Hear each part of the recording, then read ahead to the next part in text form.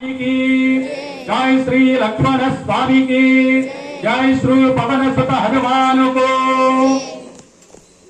भक्त महाशैलरा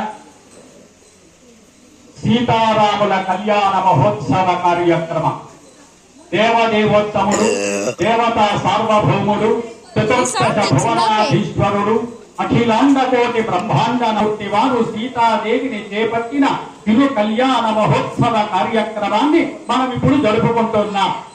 ముందుగా మనం ఒక 5 నిమిషాలు దీనికి సంబంధించి ప్రస్తావన చెప్పుకుందాం. అసలు రామచంద్రమూర్తి భూలోకానికి ఎందుకు వచ్చారు? ఏం పనుంది ఆయనకి? మామూలుగా ఏం చెప్పారు? యదా యదా హి ధర్మస్య గ్లానిర్భవతి భారత అభ్యుత్థానమ ధర్మస్య తదాత్మానం సృజామ్యహం.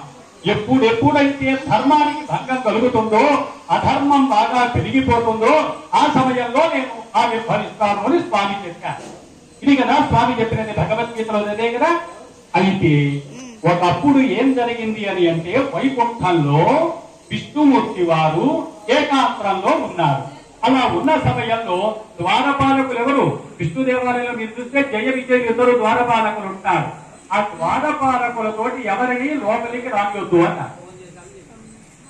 ఎవరొచ్చినా రానివచ్చా రానికూడదా? రాని వాళ్ళకి ఎప్పుడైతే అలా చెప్పారో ఆ సమయంలో సనక సనందన సనత్కుమారాది మహర్షులు వాళ్ళు ఎప్పుడూ 5 ఏళ్ల వయసులా ఉంటారండి. వాళ్ళు ఎంత వయసు వచ్చినా అంటే వాళ్ళ తపశక్తి చేత వాళ్ళ గొప్పతనం అది. వాళ్ళు ఏం చేశారు అంటే మేము విష్ణుమూర్తిని దర్శించాలి అన్నారు. అనగానే వీళ్ళు చెప్పి ఏం పని ఎవరు రానివద్దన్నారు కదా. సరే వీళ్ళు అడ్డుకున్నారు. కాసేపు వాదన చేశారు.